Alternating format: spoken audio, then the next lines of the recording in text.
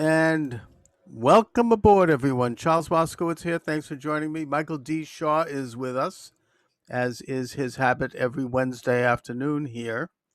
Mike, thanks for joining me. Always a pleasure. Mike, my concern today is actually pretty serious. And I know this may sound far fetched to say this in conventional times, but given everything we've been through this year so far, and even through the past 4 years, I don't think it's far fetched at all. And I think that there is a real danger that is a brew right now in this country that we're going to see a military coup d'état in at this election time. I think that you can already see the seeds of it. You can see comments being made by people like Hillary and them that they're going to have the military is going to have to escort President Trump off the premises if he's not elected. Um, and you see people like the Joint Chiefs of Staff, this guy Milley, and and others making comments that indicate that they're not going to get involved if there is a military disturbance or if there's an agitation at the election, that they don't want to be political and this kind of stuff. And I do think that that combined with the what I would call a conspiracy, and that is the mailing out of hundreds of thousands of unsolicited ballots to people who may or may not exist, all in various states, and which is something that's going to be contested.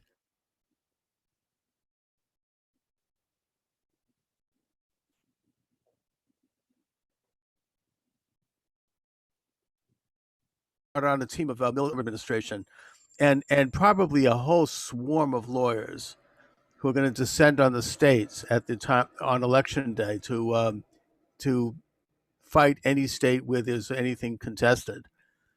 I think this is the makings of a coup d'état. I think that they may drag it out until January 20th. I think we talked about this. Hmm. The Constitution says that if by January 20th, inauguration day, if there is not a president that's been elected by the by the Electoral College, then the Speaker of the House becomes President of the United States, and we know who that is. And I really do think that we're being set up for this. What do you think? Uh, I understand you have reasons to feel this way. I think, though, that this is just an extreme thing that's been ginned up by the other side because they really have nothing else. As far as I'm concerned, I don't think the people in charge of the military have the stomach to do anything like this. Not that I'm saying they should. So I think that they're really trying everything they can. But sooner or later, it's going to all come crashing down. They can't keep hiding Joe Biden. I personally think that the election won't be close enough for any of these techniques to work. And they're just going to have to fold up their tent and go away. And then upon the reelection, I hope, of Trump, then he could, he's got nothing to lose at this point. He could really start quashing these riots. Oh yeah, I think he will the next day. But Yeah.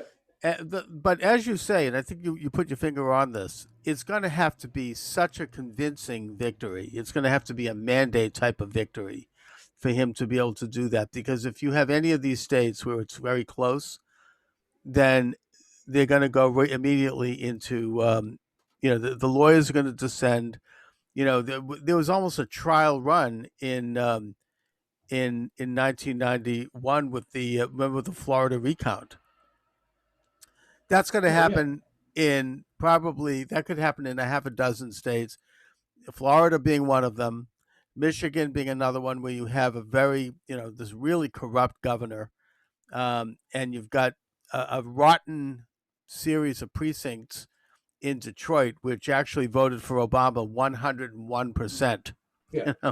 I mean, you have other states like this, maybe Missouri, maybe a few others, where you've got corrupt political machines running the big cities who are going to do all kinds of incredible things. California, maybe that's a lost cause, but the point is that there'll be enough of these contested states that I think that they could pull this off. And it's the other thing. Recently, I'm sure you noticed this, to try to address the problem of Biden's incoherence, and he's obviously in dementia. I mean, I think that he's not functional. I mean, he barely. I mean, he wanders. Is that they're now saying that it's going to be a Harris Biden administration? I'm sure you've heard about that, Well, yeah, right? she even called it a Harris administration. She did, and I don't think that's a mistake. I mean, they're saying, "Oh, this is a slip up." No, they don't make slip ups like that. And that Biden himself said it during his a talk yesterday, where he referred to it as the Harris Biden administration. So I think that what they're doing is they're letting it be known that this is how they answer this problem.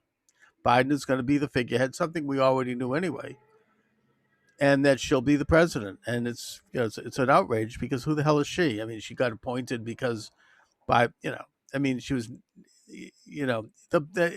beside the point. But the fact is that I think that's how they're trying to float this thing. Everyone knows that Biden is not competent, and they're letting it be known that that's how they're going to address it. Yeah, well, I mean, what else do they have? It's at some point, you can't hide this anymore. So I guess what you're saying is, well, right, their technique now is, hey, just kidding. We knew the guy was an imbecile, and this is what we're going to put her in front. Right. She's going to be the actual president. They're installing her, and that Biden will just be there. As she said, the Harris administration with Joe Biden as president is how she put it.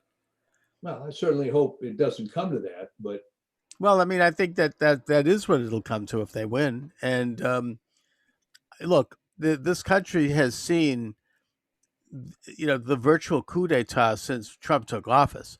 We now, there's now evidence coming out, and I hope it continues to come out, that the Mueller thugs knew from day one that Trump was not colluding with Russia. He's not a Russian spy. But they dragged the thing on for 3 years because they wanted to, and they had the media backing them with the constant, the bulletins, the bombshell. This is it. This is the one. This is it. We've got the goods, and we'd hear of these. We would never hear the end of these long and sonorous reports from all these experts that they would trot out, and this is what happens when he does this, and when he goes here, and this is who's going to take over, and this is what they'll do, and I mean, this was we got a daily dose of that. Yeah, we got but look how it ended. Well, the point is that now it's coming out that they didn't know, and that something like 30 of these guys scrubbed their telephones, their government property. Which, by the way, if you and I had done that, we'd be in the big house right now. Oh yeah. And they basically, including this Weisberg, who was a real snake, and they just they actually, it's just what Hillary did. I mean, they turned in their government-owned cell phones and smartphones, scrubbed. They basically deleted everything. What were they deleting? I mean, it's just becoming obvious that was a corrupt thing. And then, of course, you then had the perfect phone call conspiracy. So I think my point here is that they're willing to do this. They will do anything they have to do to stop Trump, just like they stopped John F. Kennedy. I mean, I don't even compare, but God forbid. But, this is serious business. They don't want to have him in that office. They don't like what he's doing politically. They don't like the fact that he's not a globalist. They don't like the fact that he's challenging their order. I mean, peace is breaking out in the Middle East. They don't like that because the Joint Chiefs of Staff and the military industrial complex, as President Eisenhower called it on his last day in office, they want wars. They're already talking about war. The main advisor to Biden, this guy Blinken, I think his name's Herbert Blinken or somebody, he's former national security advisor to Obama. He's talked recently about how we need to go to war again in Syria. He said we need to still go there because we still have leverage. Why? No one says. They want to have perpetual war. That's been the American policy by the establishment since before World War II. I mean, it goes back to World War One, but this is what they want. And Trump is de-escalating. He's ending foreign wars. He's pulling back military personnel from all fronts. He's forcing NATO to pay for their own way. He's not. He might toss a bomb here and there, but for the most part, he has kept us out of wars. He's done what the left That's used right. to like. Remember de-escalate? Who was it? Marvin Gaye. Remember the song? Right? I mean, right? We want to de-escalate. That used to be a big term on the left. Now it's like, somehow there's something very suspicious, and he just signs a peace treaty, gets a peace treaty signed between Israel and the United Arab Emirates and Bahrain. This would have been big news for weeks, and they're downplaying it. Oh no, pay no attention. It's not really happening. All right. Well, let me take away some of the pain here. You mentioned a litany of various attacks on Trump, but what you didn't mention was how did they all turn out? They were ineffective.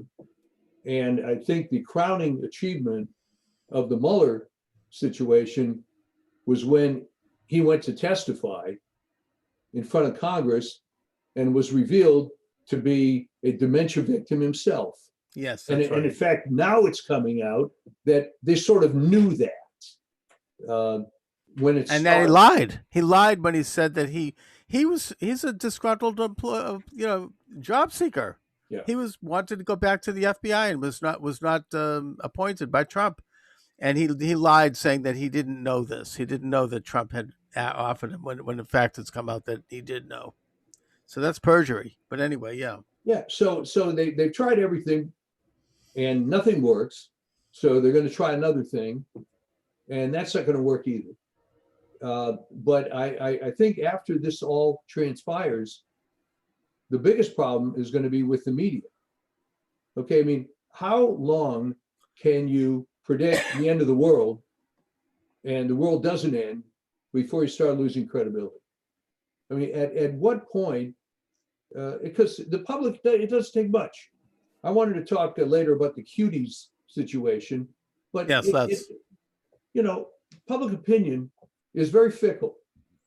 And if you decide that 90% of what you're reading in the Washington Post is garbage, why subscribe? Well, in my case, because the Washington Times doesn't have very good sports coverage, but then that gets down the road to who cares about sports anymore? But that, exactly. So, Ratings are way down. yeah. So I think it's just all self-inflicted. They keep trying to hurt him with COVID, and see, the riots were going to hurt him somehow. But I think what's occurring is that the Biden campaign seems to be managed by 25-year-old Twitter users who really think that that's reality. And we don't have to actually engage people, and we don't have to put this poor sap out there talking to anybody on a whistle-stop tour or whatever the modern version of that is. Instead, we'll just keep him hidden, have him read scripted answers to scripted questions. And as an aside, what do you think about that teleprompter business? Oh, to my way of thinking, this is a real exposure on the part of the media, and they don't care.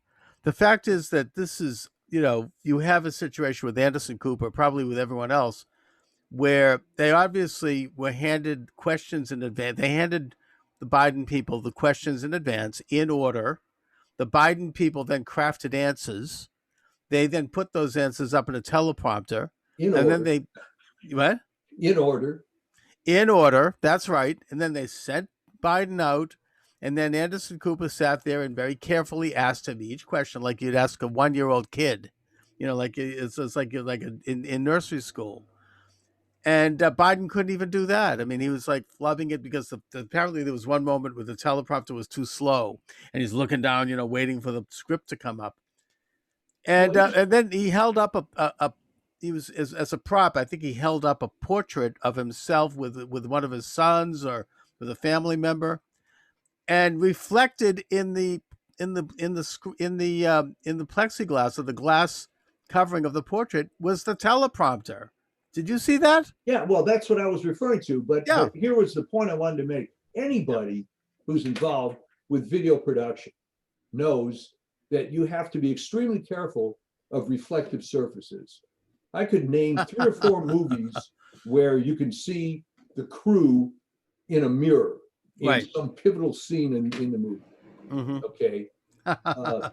And this is, you go to someone who's been in film school for one day knows. Well, they that, screwed up. It's one of those moments. It's like this is the curtain was lifted for 2 seconds, and that's yeah, all you needed. It was a complete screw up. And I would think that this would be a scandal, but nothing is being done or said. The fact that the media would do this, it's so outrageous. I mean, this is completely the opposite of what the media is supposed to be and what they're supposed to do. They're well, supposed to bring somebody in and knock them around and ask tough questions and try to find out who they are and what they oh, think. that's only Trump. That's Yeah, only well, Trump. sure. And Trump goes out there and he does this, and he sometimes doesn't look great, but he does it, and he does it every day. And then they'll extract something out of context, one little thing, and they'll magnify it. I know how this works. I know how it worked when I ran for office. This is what they do. They'll, you go into a hostile environment, like an editorial board meeting in a newspaper where they're not friendly, and they're gonna you sit there, you don't even want to take a breath, or you almost don't want to sigh, or you want to move. You might something might be out of place, and it gets magnified, and they're gonna run the front page with that.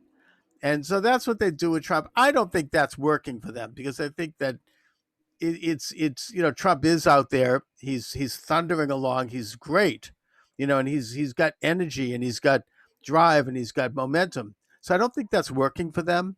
So they think they're going to trap him in some little thing. But and that the fact they do that, that's expected. I mean, I get that. That's how it works. They should be doing it to both sides, actually. But the thing that's outrageous is this Biden thing where they prop him up like a stuffed doll, and they with a little tape recorder, and they give him fed questions. That's real malpractice. I mean, that's not what they're supposed to do. Okay, but that's what I'm saying. This is the analogy to cuties. That yeah. At some point you become so ideological that you're willing to sacrifice the entire thing for. Well, they don't seem to for care this about, position. and they don't care about ratings or money, because first of all, they have all the ratings. They've got all the money. They don't. I mean, the same thing with the NFL and the rest of them. They don't seem to care. They're going to do this thing, and I think the way to answer your question earlier about you know whether or not they're going to maintain credibility, I don't think they care right now, because they're on the home stretch. After the election day, then they'll rebuild their credibility. They'll have Well, how plenty do of they do time, that? because they'll just bite the bullet and get through the next 5 weeks being a propaganda machine and pumping out propaganda and not caring. And then, they still have a monopolistic, or they think they do, which they don't, but between the big networks and all the media is owned now by, I think, five or six players. I think it's Right. maybe down to three.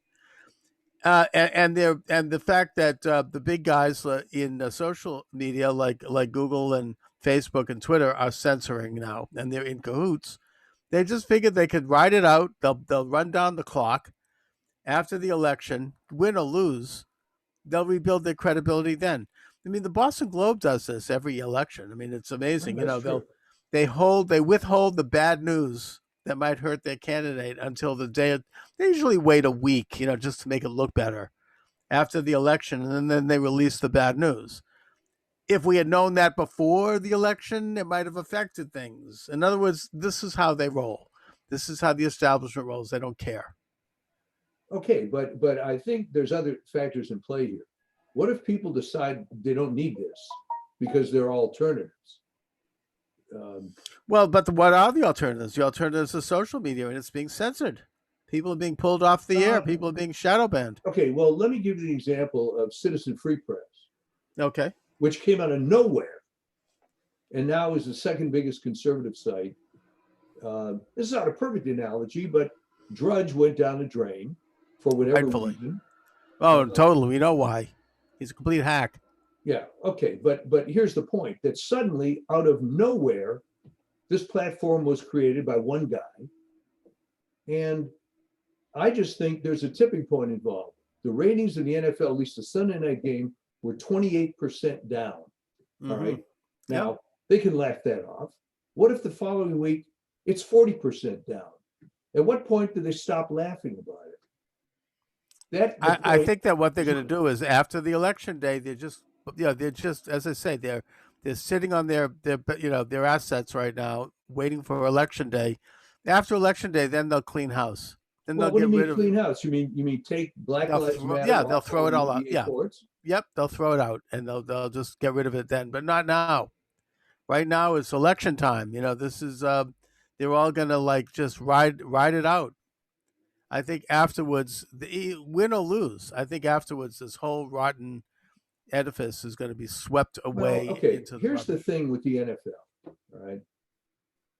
At what point does somebody realize that he doesn't want to sit down and waste 3.5 hours of his life watching a game that has about 15 to 16 minutes of action in it? When if he just cares about the scores, he can get it the next day or immediately afterwards online. Um, how close are you to that point?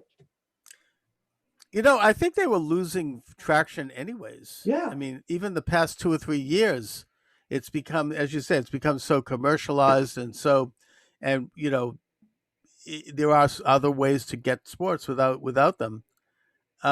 So yeah, maybe they are going the way of the dodo bird. I don't know. Well, I mean, okay. My point, and I wrote to a couple of sports writers at the Washington Post. For the last few years, the NFL product was borderline unwatchable. Now, with all the SJW stuff, it is unwatchable. and it's not being watched. Yeah. People Okay. tuned in for like 3 seconds, Yeah. apparently. So, as they can laugh that off. Mhm. But all that has to happen are one or two big advertisers Yep. decide to pull the money and Well, right now, I think the advertisers are afraid to do that because they don't want to be seen as not politically correct. I mean, corporations are jellyfish. I mean, they don't, they're just, they don't, you think they want to get boycotts? They want to get like, that kind of attention. I mean, they'll get threats. They'll have their product. They don't want to be political. So they're willing to bite the bullet to a certain extent. well, you know who the biggest sponsor of the NFL is Verizon. Okay. Are you going to boycott Verizon? You go to Sprint. Well, I don't know. I mean, they don't want to. They don't. The companies are cowardly. They don't want to make any. They don't want to take political positions. but in this case, it's not political. Okay. If you're Verizon, you're Well, it spending will be seen it. God knows how many millions of dollars. Yeah, but it'll be seen as political if Verizon decides to drop out of that. Well, they don't have to drop out. They can cut back. They can always Oh, make the excuse, they well, should. we're putting a little money here to another place. Right. Um, I don't think it's a given that people have to sponsor sports. Indeed, you may have been surprised to hear that Verizon is the biggest sponsor because a number of years ago, it was beer companies and car companies. They've cut back. Yeah, they've silently kind of moved back, not completely. You still see their commercials, but every damn commercial used to be a beer commercial. You're right. Now that I think of it, I mean Anheuser-Busch, right? Yeah, Constantly, sure. yeah. So um, and Yeah. Verizon, of course, has a special deal because they provide communication services and so on. But when you total up the dollars, they're at the top. So everything can change. And So what's the tie-in between this and the cuties conspiracy? okay, well, here's the tie-in that I'm seeing is at some point ideology takes over. Okay, Netflix keeps doubling down on this, despite the fact that they lost $9 billion in stock value in one day over this. And of course, the responses were ridiculous. Okay, their response was, well, you have to watch it. Well, no, there's 1 point something million people canceled their subscription, so don't tell them to watch it. Is that right? That's incredible. No, it's unreal. And that's one of the fastest growing companies in the world right now. They've become so arrogant that they just think they can do this, I Well, guess. they paid $4 million for this French film. And maybe somebody, I don't even think they thought on the negative side, well, we'll get all the pedos to watch it. I think that they didn't really think about it very much. And they could always hide behind the fact that the director is black, whatever. But then her defense of it was so absurd. Suddenly, out of whole cloth, she creates this thing. Well, you see, this was really a protest over how children are being exploited. Yeah, you're right. Exploit children to demonstrate that they were being exploited. Yeah, that's. I mean, I can't. That's classic. That's almost like a communist thing. It's a Marxist thing. I mean, Yeah. we're against pedophilia, which is why we're showing pedophilia on a television program, so we can prove we're against it. I mean, yeah, it's. No, I mean, that was obviously pretty thin gruel, as they say. So then they tried, well, since this woman is black, if you don't like the movie, you're racist. You don't like black people, yeah. Yeah, that didn't play very well, because there's plenty of black people that have come out against it. Now, what's the real agenda there? Why are they running this thing? There's a certain part of the artist mentality where you want to push the envelope, but as you well know, the movie industry from day one, well, no, not day one, not Thomas Edison, but when it became a commercial industry with what we call Hollywood, from the jump, it was infiltrated by homosexuals and pedophiles from the beginning. So Right. This is part of the culture. And I think nothing says it better than going on Rotten Tomatoes and seeing that the critics rating is like 88% and the consumer rating is 3%. Well, I mean, it's. I think you've got the right background there. I mean, it's sort of in the agenda of Alfred Kinsey, right? The sexologist Yeah. who published the two great classic books on on American human sexuality, and who himself was a very strange guy. Let's just put it that way. I mean, and yet he was all made to look like middle American, white bread, scientist. I mean, he was a veterinarian, and put on the cover of Time magazine, and the Rockefellers were pouring money into his research, where he was diddling 3-week-old babies and interviewing prostitutes and criminals of all sorts, and presenting them as the average American view on sex. And I mean, the idea was to undermine American sexual mores. It's that simple. I mean, it's a cultural thing, and they believe they this is a thrill for them. They think there's some virtue to this, to undermine the American ideal of the monogamous family, and all of that. I mean, I think that they were saying, "Oh, this is old fashioned." You're something mentally wrong with you if you believe that you're a fascist. Yeah, And well, it's not playing out too well, because you can always tell by these people. Well, you tell by anybody if they keep going to the well too many times. All right. So what you hear about the director of Cuties is she won a directing award at the Sundance Film Festival. Of course, what they don't include is that the guy who headed up the Sundance Film Festival was indicted for inappropriate sexual advances to a 9-year-old girl. Okay. Yeah. Well. So, but it's funny. I mean, changing topics here. Anytime somebody harps on something, it's the old Shakespeare line. Methinks he doth protest too much. Yes. Every time you saw the name Tony Fauci, there'd be an epigram afterwards saying the country's foremost infectious disease expert. And then you find out actually he isn't. He's got no background in it. He's a complete fraud. So and what got me thinking about it was, why do they have to keep telling me this?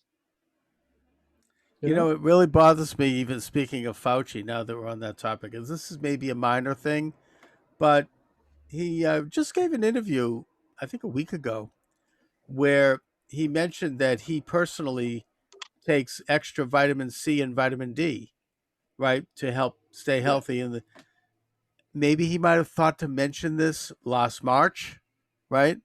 Most Americans don't know this. I mean, you and I know it, but most average people, and they're looking to this eminent expert, somebody who's being propped up as a, they're now talking about nominating him for a Nobel Prize. I mean, the left is, anyways.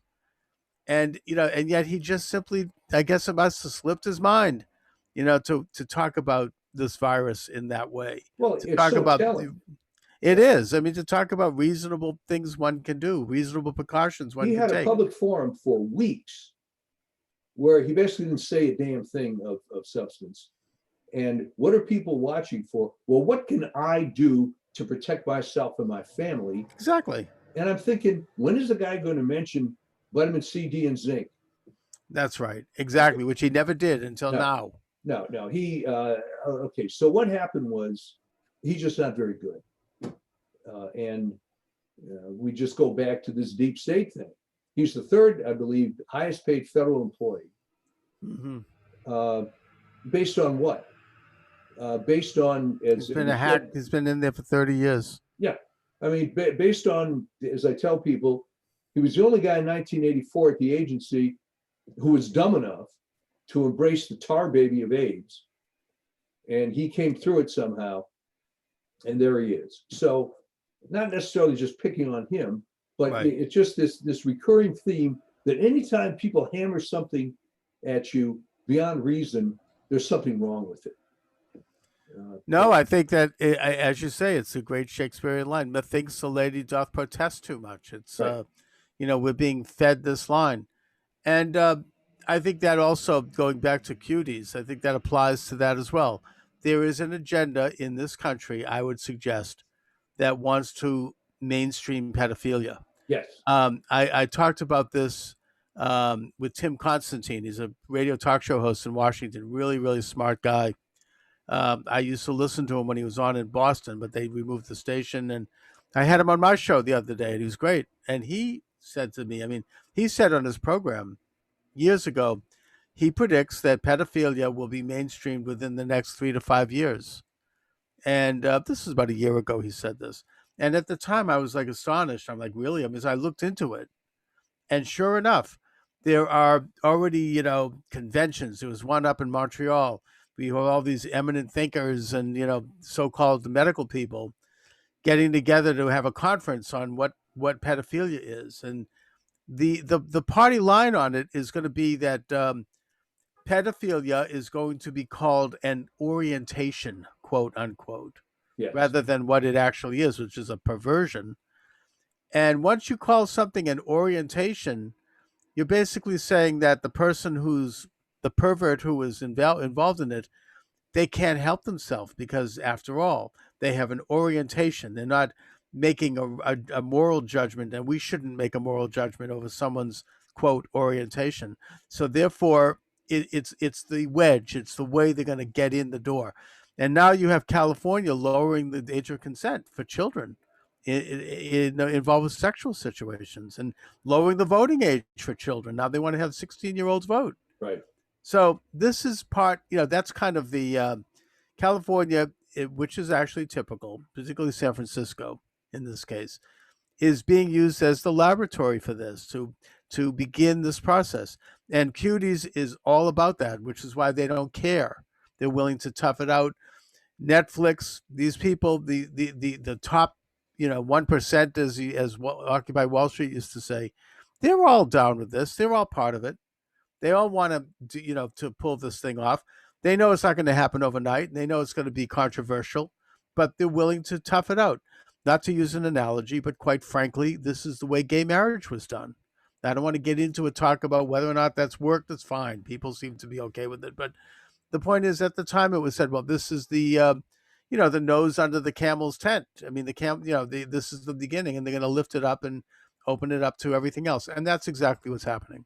Well, that's exactly right. I mean, where, as your viewers, may not know this, the whole sexual revolution of the 60s originally was promoted by homosexual activists because the idea was they didn't really care about heterosexual promiscuity. They were trying to, as you say, get the nose under the tent to expand into other activities and just lower everyone's guard to the point where by 1969 in Stonewall, this gradually became was on the road to becoming normalized. So that's Right. exactly what's going to happen with pedophilia. With pedophilia. And look, I think it's a little bit bigger than that. I don't think it's just gay activist groups. I think it was Sigmund Freud. It was the psychiatric establishment, which basically was into this concept of polymorphous perversity as an ultimate virtue. Anything goes. Whatever you do with whomever, however, is good, and that there's no moral content associated with it. And to think that there is some sort of a moral aspect to sexual relations is an example of someone who has a psychosis. Well, that was all the ivory tower theory, but the Well, people who were on the that's front the line, beginning. Yeah, but that was the beginning of it, and yeah, certainly the communist movement did this. I mean, yeah, in the Bolshevik Revolution, you had Alexandra Kollontai, who was Lenin's lover. She talked about unwinged eros versus winged eros, and that unwinged eros was the virtue. In other words, sex should be no different than drink a glass of water. It doesn't have any to put any kind of a moral content to it, even a sacred content to it, or an emotional content to it, like love or like attachment. That was a bourgeois false affectation. That's what made people unequal, and we all had to have absolute equality. And the way to do that was to have complete and total open sex with anyone you want, and that it would have no connection. So, it's an agenda that dovetails with the communist and with the utopian idea of transforming human nature, of making a new kind of a man and woman into something other than who we are, something that actually comports with nature. And that it's I don't blame just gay people. I think it's a bigger thing. I think it's Wilhelm Reich, the German communist psychologist, was the father of a lot of these ideas. Freud himself, you know, this is really I think where this comes down. It's a political agenda. There's an agenda to sexualize all of us and to reduce our will to resist and our will to be sovereign citizens. We become weak. I mean, the whole pornography thing is all about this. $1 billion industry, and it's available everywhere. You just can, any kid can get it online. It's becoming, it's in all, you go outside. I remember, just a quick anecdote here. The when when sex education was introduced into a person whom I know's elementary school, I attended the introduction, and there was a woman there from Planned Parenthood and they devise a lot of the school sex education. right. And she was a very strange woman too, a lot of like facial tics, like very weird. And she says, well, there's sex everywhere. Your child goes outside. There's sex on the billboards. There's sex on the television. There's sex on their smartphones. There's sex here. There's sex there. So why not put it in schools? Yeah. So in other words, it's an agenda, basically, to sexualize children at an early age, and to sexualize all of us so that we lose our sense of values, and we lose our sense of proportion and our sense of thinking clearly and independently. It's everything becomes the pleasure principle. It's the 1960s sexual revolution. Whatever feels good is good. Doesn't matter the consequence. Doesn't matter how it might affect you in the bigger picture or society. If it goes back to the ancient Greeks, the ancient Epicureans, the what the Talmud very derogatorily calls the Epikuros. Hmm. The Epicurean movement was a movement that said there's no such thing as a past, there's no such thing as a future. Everything is happening in real time, and whatever feels good is the highest virtue. that's what this is. It's an Epicurean movement. Perhaps the one person that I think embodies this in modern times more than anyone else would be none other than former President Bill Clinton. But anyway, so Well, but look at him now. I mean, if you saw that latest meltdown that Hillary Clinton had in an interview, and he's sitting in the background looking like a sad sack because, I mean, look at what's happened to him in the past couple of years. He's been completely Me Too'd out. He is likely to be even more exposed in this Epstein business. no, they were knocked off of their. They were doing like a joint tour. Remember the Bill and Yeah. Hillary tour? They had to pull the plug on that because people. Some guy got up and he started screaming at them. He goes, "What about Epstein? How many times you go to Lolita Island? You know, what about you, Hillary? How many times you go?" And they couldn't. And so Clinton they kept talking. Well, the economic it just didn't work. Right. This is on YouTube. You can see this. And so they had to pull the plug on that. Well, that's the beauty of all this video. Exactly. And that's why they're trying to censor it. Well, they're having a hard time because They are. a new video platform springs up. Yeah. I don't even know how many there are now. I mean, the BitChute came along, but now There is something called there is some competition. That's Yeah. true. There's uh, BitChute. There's Gab. There's and now Twitter has Parler competing. I don't know if Yeah. you look at Parler. Um, there are some. I mean, these things are still pretty small, but they're out there and they are beginning to pick up some steam. So, it's natural that this would happen. They can't control everything, and in a sense, there's some hope that we might end up with some freedom and some balance.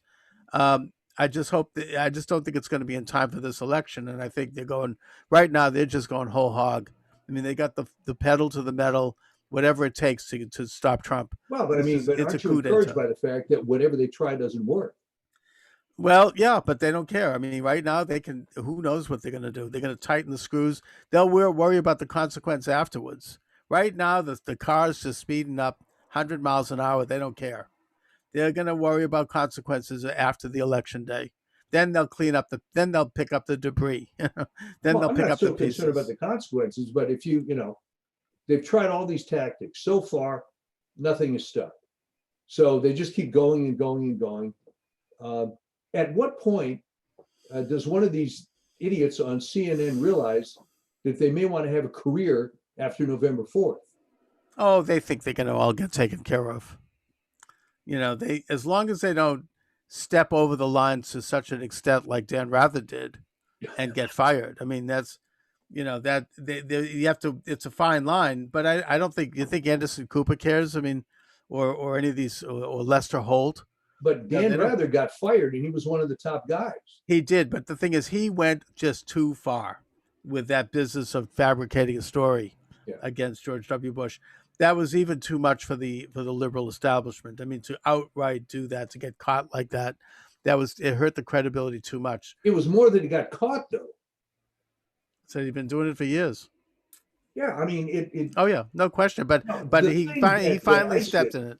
the thing that iced it for him, as you may remember, was they proved very, very easily the memo was forged because the particular font and kerning and so on was simply not available in the era when this was supposed to have been written. Yeah. But by definition, it was a forgery, and that was that. And he Oh yeah. couldn't No, back he was. It was like the blue dress. Yeah. I mean, he had been caught, and that there was no way around it, so they tossed him under the bus. Yeah. But I think that he would have been continuing to crank along if that hadn't happened. The same thing. Look at Brian Williams, right? Making up stories left and right. He's back. He's still doing it. Still making it up too.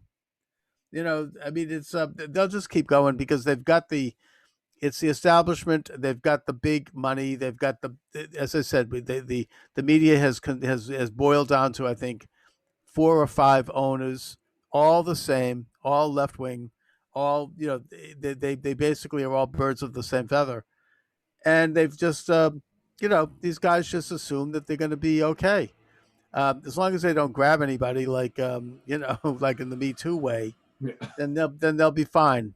You know, and so that's what I think. Well, but speaking of that, Me Too, there's some big guys that went down, Yeah, they including did, including movies. yeah, and including Al Franken, whom they're still Yeah. complaining about, but he'll never come back.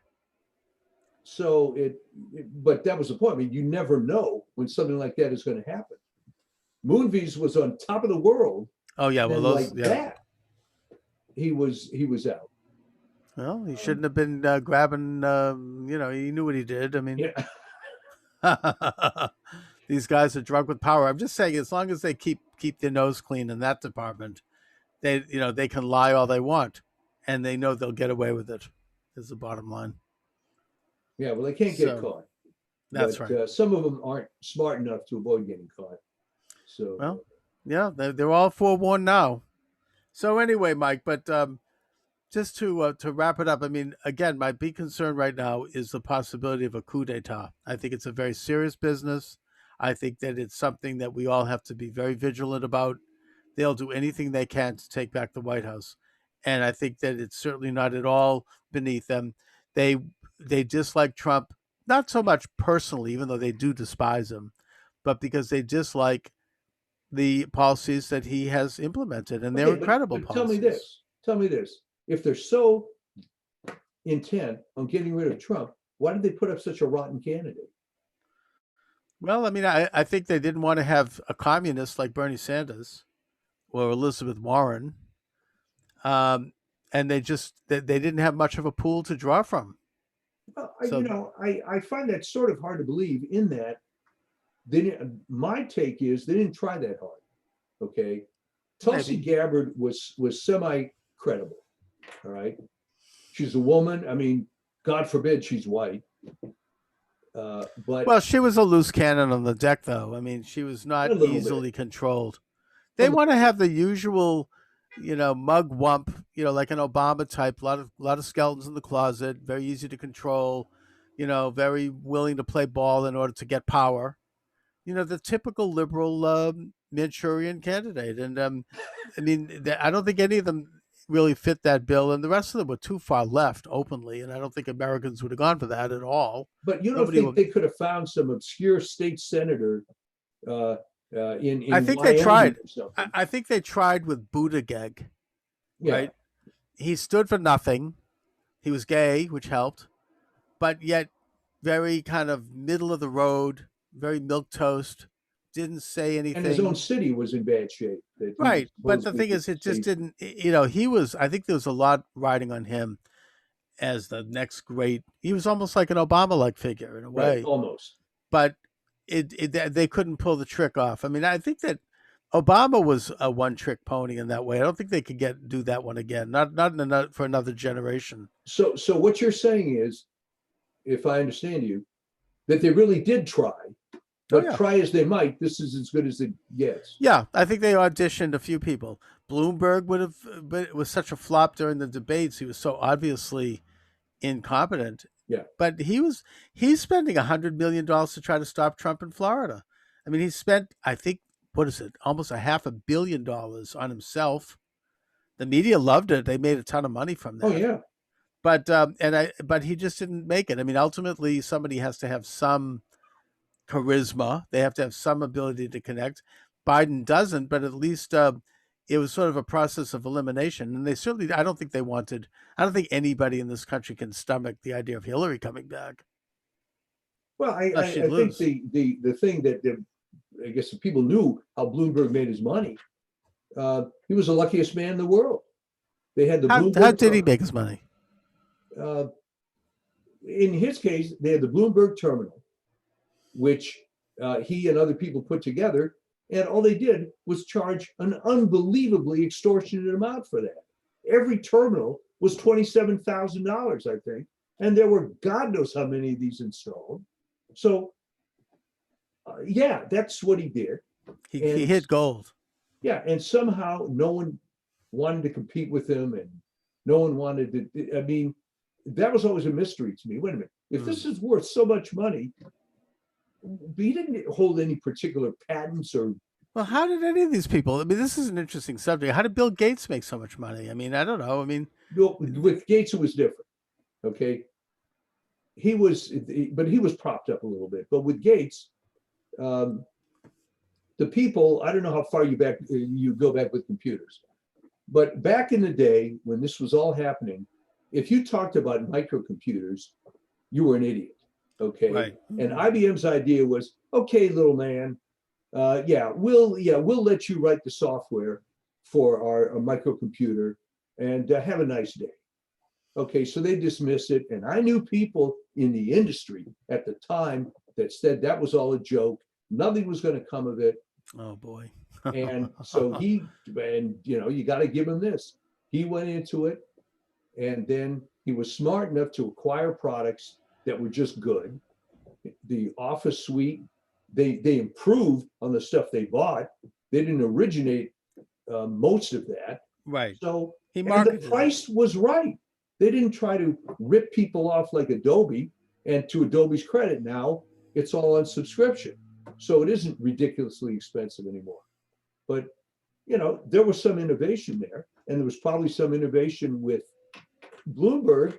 But the difference is Bill Gates didn't charge, $3 million for each package of Office that you bought. Well, the geniusness of that was he made it available for your average Joe. Yeah. It was like getting a telephone. Yeah. So yeah, absolutely. So What's anyway, happened Mike. to him now, I mean, that's another story. Well, that's a whole. What he's into now is very weird. Uh, anyway, Mike. So yeah, the election is something that we all ought to be vigilant about because democracy, in the broad sense, in other words, individual freedom, doesn't grow on trees. You have to know about it. You have to exercise it. You have to operate under it. You have to guard it. It doesn't just happen out of the blue, right? That it doesn't just Oh, yeah. knock on your door and say, "Hey, come on out. You're free." You have to work to be free, and we have to. The most important institution that perpetrates our freedom is our election every 2 years and every 4 years in the case of presidents. So we have to be careful whichever candidate you like, whether you like Biden or Trump, you have to be careful to make sure that the election has integrity, that you have the principle of one man, one vote, that there's not massive election fraud. If you think there isn't massive election fraud or potential for that, then take a look within and ask yourself how political you are to the degree that you just want your guy to win, because there is, and there already has been, and it's a big problem, and it's one that's going to probably, very well, may tip the scales for Biden's side here. But only if it's close. Right. Well, that's right. Fraud has. No, that's what that's how it always works. It's a machine that functions in a close election. If it's a matter of maybe 10, 15,000 votes, that's when voter fraud does kick in. Right.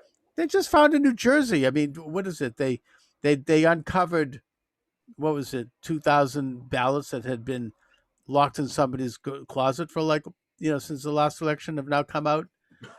Right? I mean, in New Jersey is a perfect example. It's happening. There's example after example all over the country. Well, there's nothing new. That's how Lyndon Johnson entered politics. That's right. That's how a lot of people, both liberal and, by the way, Democrat and Republican, doesn't matter. There's of course there's going to be attempts at fraud. I mean, you have power. You've got advancement. Why wouldn't there be corruption? I mean, like any other part of life, right? I mean, there's people go into business and they commit fraud. They embezzle money, or they they do stuff. That's just the way that's the dark side of humanity. People attempted to commit fraud to get unfair advantage if they're seeking something, and there's a certain type of person or organization that will take advantage because there's a lot at stake, and they'll justify it. I mean, look at the Clintons. We don't need to go there, but the point is that you're going to have fraud and you're going to have corruption wherever you have something that's desirable, and power is the ultimate desire. Sure. And that such fraud will be committed in the name of doing good because they really believe that they have to do this. Trump is so evil, so they look the other way. They subsume their own sense of morality in the work of a greater cause, and in this case, that greater cause is stopping Trump. So you have good people who hop on or who are willing to suspend credulity, if you will, look the other way in order to achieve this goal. There's a lot of dynamic here that would lead to that, a lot of dynamic. And I think that it's something that certainly on our side we have to be very vigilant about, but we also have to reach out to the other side who may not be conscious of this and ask them if that's what they want to see in this country. Do we want to become like a dictatorship, a banana republic? Is that good for our future? Is that good for our way of life? Anyway, so Mike, what's your latest column? Okay, we were talking about current one is COVID-19 and the fall of the experts, which were just sort of a summary of a few of the ridiculous things that went on, mostly involved, well, there are 3 or 4 anecdotes, but the one that I start out with is the massive number of false positives. And indeed, in your very state of Massachusetts, there was a little scandal about 800 or 900 of these tests, and the majority of which were false positives. Well, I mean, even the New York Times has acknowledged the that, New York Times introduced the story. Yeah, that's right. I mean, maybe they need to retain some credibility, whatever reason. They did do a story with, even though they buried it in the story, they did show how the way they're doing these tests are, they're magnifying even the slightest hint of COVID, which ordinarily would not be seen as viral. Well, here's the conspiracy theory aspect of it is very simple. This is based on polymerase chain reaction, which is a technique that the late Kerry Mullis developed that your viewers are probably familiar with in the forensic side. But on any DNA analysis, you use this chain reaction to increase the amount of genetic material that you can analyze. So they talk about how many cycles you go through, and typically they'll go 25 to 30 cycles on a test like this. But some genius, this is not a mistake. Someone decided to up it to 40 to 45 cycles. Yeah. So now you're magnifying and getting junk. What did you think, by the way? Did you see that Chinese virologist on with Tucker Carlson? Well, what's the deal with that? I mean, basically, she says that the whole thing was created in the Wuhan lab and deliberately released by China. Well, there's little doubt that it was created. The thing you're never going to be able to prove is whether it was deliberately released or just another one of their many accidents. At the end of the day, that doesn't matter.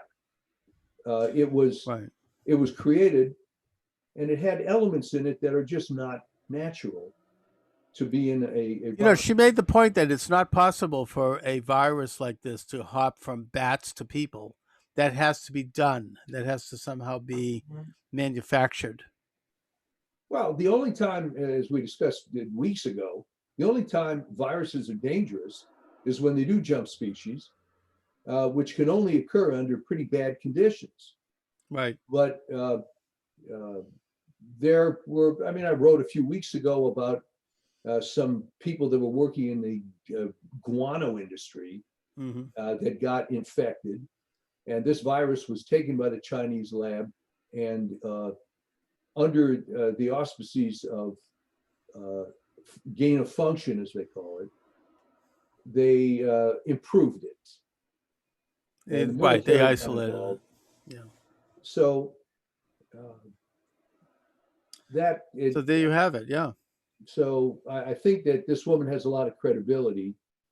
The problem is that it really doesn't matter in the political climate, just like the Middle East doesn't matter. Nothing matters because it's Trump. That's right. If it helps Trump, it's they're referring to these Middle East agreements as, quote, distractions. Yeah. Anyway. Yeah. So, Mike, listen. Thanks for joining me and all. I mean, I don't want to go too long here. Sure. No, it's always fun. Oh yeah. So, where can people see the column? Okay, healthnewsdigest.com. You should turn that one into a book. Well, it's all free right now. You could publish it on Amazon like I do. Yeah. That's been suggested. I bet that one would sell too. Yeah, I have to pick up some of the highlights. Do a compilation of your columns and spin it into a book. That's what I suggest. Yeah, well, There's plenty of them out there. There's about 1,500. Yeah, but you have a very good handle on things. I mean, I think Well, it would thank do you. well. So, All right, Mike. I'll talk to you soon. okay, see you next time. All right.